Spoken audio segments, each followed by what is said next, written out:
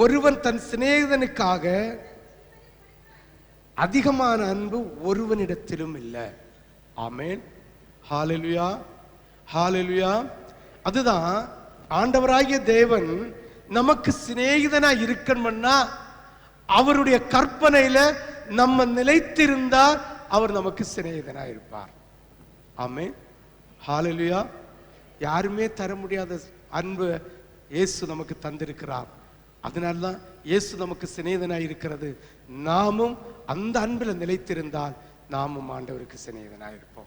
ஹalleluya. பெற்றுக்கொள்ள வேண்டுமானால் நீ இயேசுட்ட சிநேகிதனா இருக்கணும். நம்முடைய சிநேகிதனாகிய இயேசு என்ன விருப்பப்படுகிறாரோ அதை நம்ம கொடுக்கணும். அப்பதான் அவர் நம்மகிட்ட சிநேகமா இருப்பார். பணத்தை கேட்கிறாரோ, பொருளை கேட்கிறாரோ, உன் பொண்ணை கேட்கிறாரோ? நோ, உன் இதயத்தை கேட்கிறார். என்னுடைய வார்த்தை கீழ்ப்படின்னு சொல்றார். அவ்வளவுதான்.